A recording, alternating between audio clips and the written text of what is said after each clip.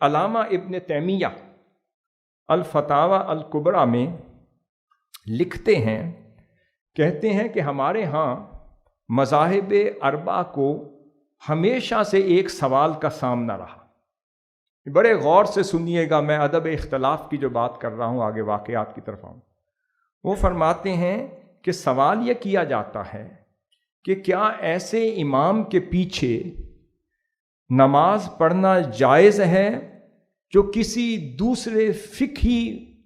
مذہب سے تعلق رکھتا؟ یہ کن کا سوال ہے؟ علامہ ابن تیمیہ کا۔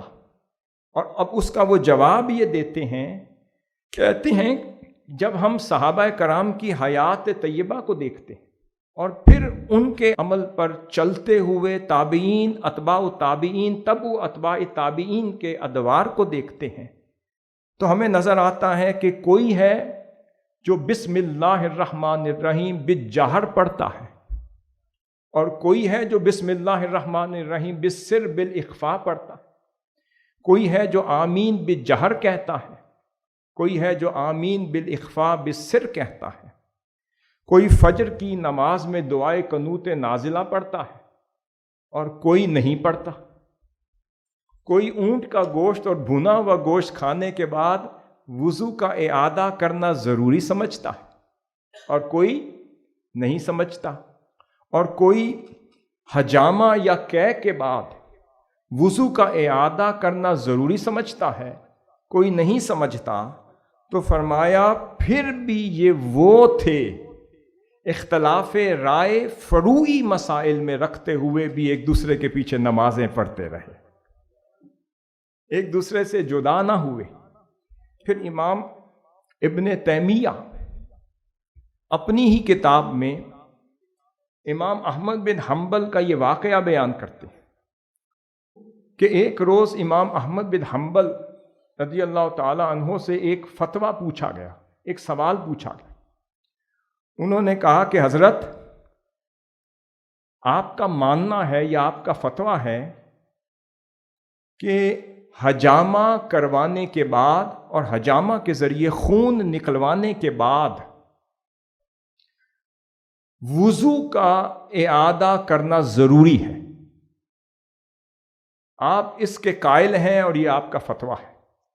سوال یہ ہے کہ آپ اگر امام مالک کی بارگاہ میں ہوں اور امام سعید بن مسیب کی بارگاہ میں ہوں، جن کا قول یہ ہے کہ وہ اعادے کے قائل نہیں ہیں، تو آپ ان کے پیچھے نماز پڑھیں گے؟ وہ کہتے ہیں فتویٰ اپنی جگہ، مگر میری بات سن لو، میرا مذہب اپنی جگہ، میرا فتویٰ اپنی جگہ۔ اگر احمد بن حنبل امام و دار الہجرہ کے پیچھے ہوگا کہ یہ اس کی جرت ہے نماز نہ پڑھے؟ میرا فتویٰ، میرا قول اپنی جگہ، اگر میں سعید بن مسیب جیسے فقیہ کے پیچھے ہوں گا اور میں نماز نہ پڑھوں؟ امام شافعی، یہ حجت اللہ البالغہ میں حضرت شاہ ولی اللہ محدث دہلوی رحمۃ اللہ علیہ نقل کرتے، وہ فرماتے ہیں کہ امام شافعی امام اعظم رضی اللہ تعالیٰ عنہ کے مزار شریف حاضری کے لیے گئے، ان کے مزار، ان کی قبر مبارک پر حاضری کے لیے گئے، اور وہاں فجر کا وقت ہو گیا۔ آپ نے جب امام اعظم کے مزار پر فجر کی نماز پڑھی، اس کے ساتھ متصل مسجد میں فجر کی نماز پڑھی، تو آپ نے اپنی فجر کی نماز میں قنوت نازلہ نہیں پڑھی۔ جب آپ کے شاگرد نے دیکھا کہ امام شافعی نے دعائے قنوت، یا جسے قنوت نازلہ کہتے ہیں، وہ اپنی نماز میں جسے وہ سنت موقدہ کا درجہ دیتے ہیں وہ نہیں پڑھی، تو شاگرد حاضر ہوا اور کہنے لگا حضرت